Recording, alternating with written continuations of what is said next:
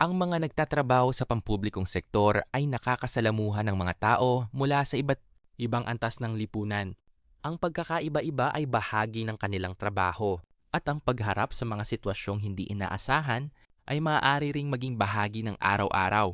Pero nang may isang taxi driver sa South Korea na magsakay ng isang estranghera at makita na may dugo na tumatagas mula sa kanyang maleta, hindi niya alam kung paano siya dapat kumilos. At nang mabunyag ang kwento sa likod ng maletang iyon, buong bansa ng South Korea ang nabalot sa pagkabigla. Magandang umaga, hapon o gabi mga kaibigan. Ito ang Krimen Narratives. At ngayon ay maghahatid ako ng isang kwento na medyo kakaiba kaysa sa nakasanayan. Isang kasong bagong-bago lamang na nangyari sa South Korea at maraming ulat mula sa kanluran ang tila mali ang mga detalye. Kaya ngayon, itatama natin ito. Maligayang pagbabalik sa Krimen Narratives 2.0.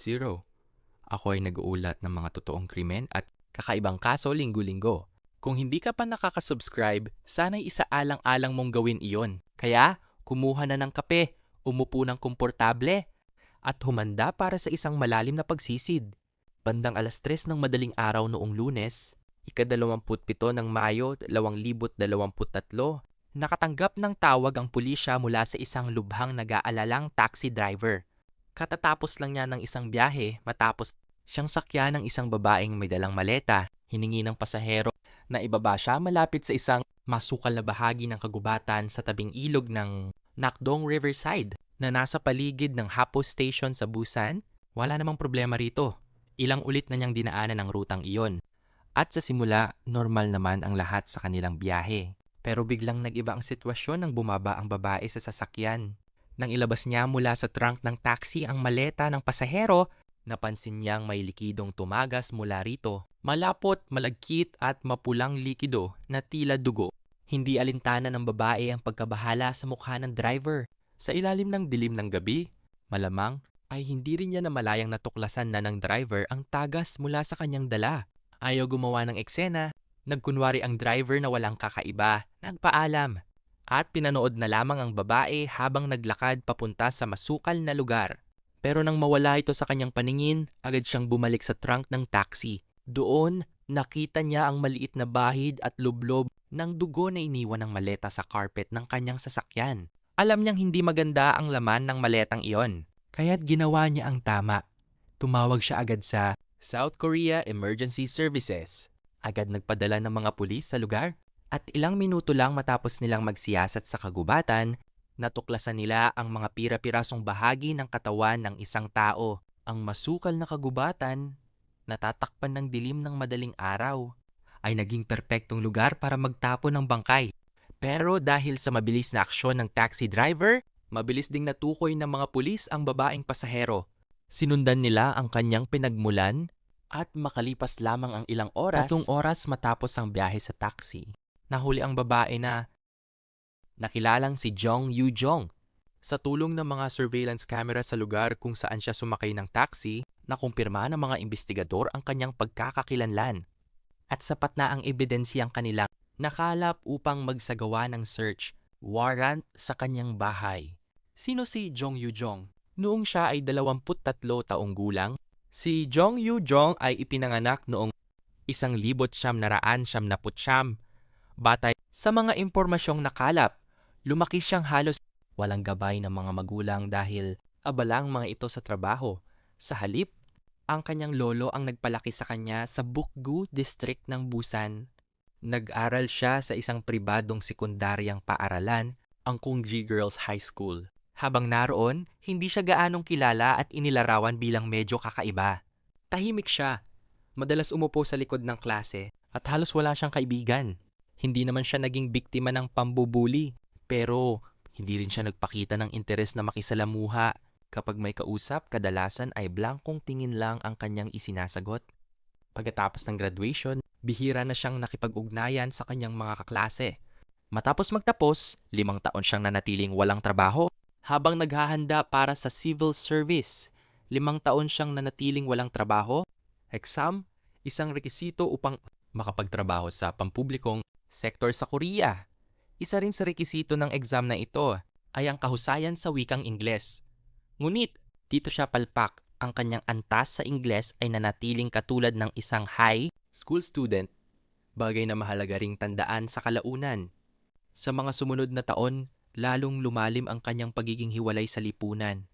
Halos hindi siya lumalabas ng bahay, walang social plans, at hindi rin nagsikap na palawakin ang kanyang karanasan.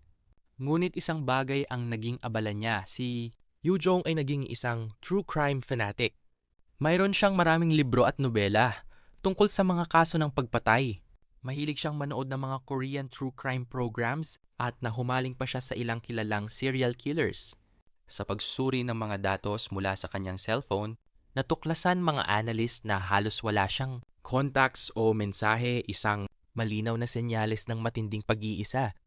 Ngunit higit na nakakabahala, sa mga buwan bago ang krimen, nagsagawa siya ng mga online searches gaya ng "Mapano pumatay ng tao?", "Pagpatay ng walang bangkay", "The Perfect Murder".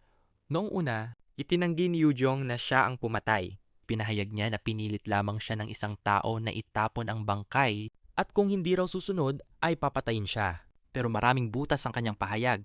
At kalaunan, matapos himukin ng kanyang pamilya na magsabi ng totoo, umamin siya sa loob ng 3 araw. Sa kanyang sariling pag-amin, sinabi niyang may hindi mapigilang pagnanasang pumatay ng tao dahil gusto niyang maranasan kung ano ang pakiramdam. Dito lumabas na ang kanyang motibo ay morbid curiosity lamang, isang makasindak na pagnanasa na patayin ang isang estranghero. Dahil sa batas sa South Korea, hindi pinapahayag sa media ang pangalan o mukha ng mga biktima. Kaya para sa istoryang ito, tatawagin nating Jian ang biktima. Tulad ng nalaman, nagsimula ang plano ni Yu Jong halos 3 buwan bago ang krimen nang magsagawa siya ng iba't ibang pananaliksik online tungkol sa pagpatay. Napagpasyahan niya na mas ligtas pumili ng hindi kilalang tao bilang target dahil wala siyang personal na motibo.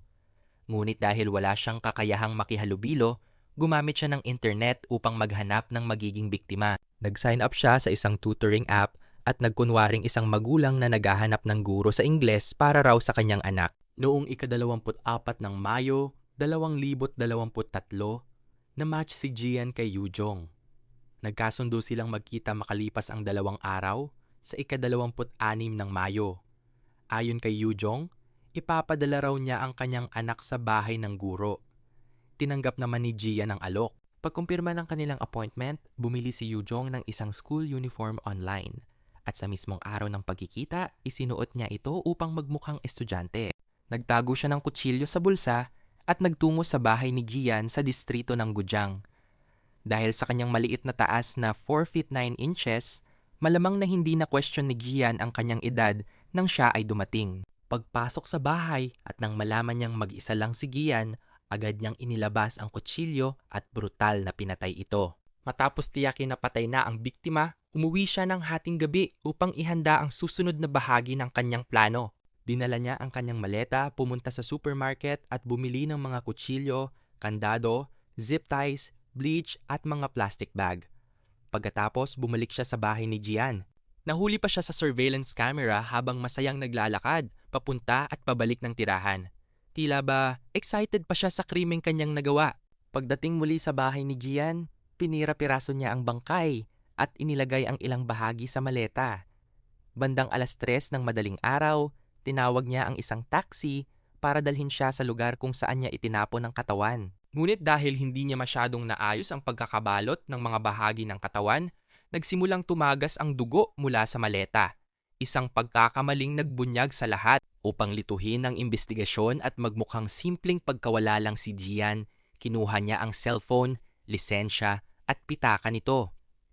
Balak pa niyang bumalik para sa ikalawang pagtatapon ng mga natitirang bahagi ng katawan. Sa kanyang sariling pahayag, sinabi ni Yu Jong na gusto niyang makagawa ng perfect crime.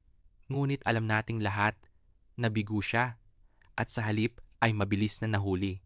Ayon sa teorya ng mga investigador, maaaring pinili ni Yu Jong si Gian dahil sa inggit. Si Gian ay may mataas na social status at matibay na akademikong background sa Ingles, isang bagay na hindi makamit ni Yu Jong kahit ilang beses niyang sinubukan. Samantalang palpak siya sa English exams, si Gian naman ay nagtapos sa isang prestihiyosong unibersidad. Matapos siyang arestuhin, sinubukan pa niyang antalahin ang kaso sa pamamagitan ng pag-arte na mayroon siyang internal bleeding. Pero nang dalhin siya sa ospital at makitang nasa maayos siyang kalusugan, agad siyang muling ibinalik sa kustodiya ng pulisya. Walang record si Yoo Jong ng anumang sakit sa pag-iisip o kriminal na nakaraan. Dahil wala rin siyang mga kaibigan o social life, walang nakapansin sa madilim na mga iniisip niya. Sa kanyang pag-amin, sinabi niyang matagal na niyang pinapangarap na makagawa ng isang perfect crime. Subalit kahit na hindi siya nadiskubre ng taxi driver, imposibleng makalusot siya. Nakita ang DNA ni Jian sa apartment ni Yoo Jong. Nakita rin ang DNA ni Yoo Jong sa apartment ni Jian. Nagkamali siya sa maletang tumagas ng dugo at higit sa lahat, malinaw siyang nakunan ng mga CCTV. Sa South Korea, may isang pagsusuri na tinatawag na 4-factor psychopath diagnostic test. Ang karaniwang tao ay may score na nasa 15. Kapag 25 pataas, itinuturing na psychopathic. Ang resulta ni Yoo Jong? 28 points. Mas mataas pa ito kaysa kay serial killer Kang Ho-sun. Si Kang Ho-sun, kung matatandaan, ay pumatay ng kanyang sariling ina, kumain ng mga ligaw na aso, at pumatay ng maraming babae bago mahuli. Kung ganoon, ang mas mataas na score ni Yoo Jong ay nagbigay babala na kung hindi siya nahuli, malamang ay naging serial killer siya. Sa isang panayam ng NBC, labis na naghinagpis ang lolo ni Yoo Jong. Gusto kong humingi ng paumanhin ng 100 beses sa pamilya ng biktima dahil sa pagpapalaki ko sa aking apo ng maliit. Noong mga unang linggo ng Hunyo, humarap sa media si Yoo Jong at nagsabing, "Humihingi ako ng paumanhin sa biktima at sa kanyang pamilya. Siguro wala ako sa matinong pag-iisip." Lubos na nabigla ang lipunan ng Korea dahil wala siyang personal na motibo. Ang kanyang dahilan ay puro kasakiman at pagkamausisa lamang sa pagpatay. Sa ngayon, wala pang eksaktong petsa ng paglilitis. Nasa ilalim pa siya ng pagsusuring psikoloikal upang matukoy kung anong mga kasong dapat isampa laban sa kanya. Bagamat malinaw na haharap siya sa murder in the first degree. Sa batas ng South Korea, pinapayagan pa rin ang death penalty, ngunit huling ginamit ito noong 1977. May higit sa 60 katao na nasa death row, ngunit malabong maisakatuparan ang kanilang bitay. Sa kabilang banda, maaari ring makulong si Yoo Jong ng kasing ikli ng 5 taon, ngunit malamang na mas mahaba ang kanyang magiging sentensya kung siya ay mapatunayang guilty. Hindi ko talaga alam kung ano ang iisipin ko tungkol sa kasong ito. Oo, mahilig siya sa true crime, kaya't malamang natutunan niya ang ilang taktika. Pero para sa akin, masyadong pinalaki ng media ang interes niyang ito. Sa panahon ngayon, mabilis lumalago ang genre ng true crime. At kung tutuusin, kung hindi dahil sa paglago nito, baka hindi rin ako nandito ngayon para ibahagi ito sa inyo. Sabi ko na rin sa ibang video, kung titingnan ng may malasakit, nakatutulong ang true crime na magbigay ng edukasyon, palalimin ang pag-unawa at empatiya sa mga biktima, at magpaalala sa atin tungkol sa sariling kaligtasan.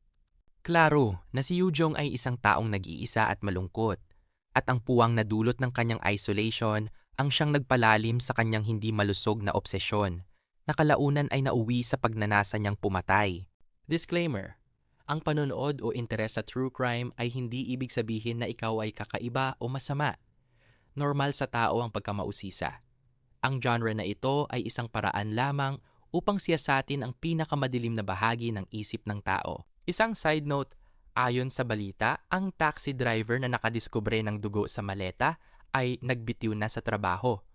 Malinaw na matinding trauma ang iniwan ng karanasang ito sa kanya. Sa kaso ni Jong Yoo Jong, natutunan natin na ang sobrang pag-iisa at maling obsesyon ay maaaring humantong sa pinakamadilim na landas. Ang inggit at kawalan ng pagkilala sa sarili ay nagbunga ng isang trahedya na hindi na mababawi. Ngunit pinatunayan din ng kasong ito na minsan ang maliit na hakbang ng isang taong may malasakit gaya ng taxi driver na tumawag agad sa pulis ay maaaring magligtas ng maraming buhay. Kaya huwag nating kalimutan, alagaan ang ating isipan, pahalagahan ang ugnayan sa kapwa at laging maging mapagmatsyag. Dahil sa isang iglap, ang simpleng hinala ay maaaring maging susi sa paghinto ng isang trahedya. At dito nagtatapos ang ating kwento ngayong araw. Ano ang palagay ninyo tungkol sa kasong ito? Ibahagi ninyo sa comment section sa ibaba.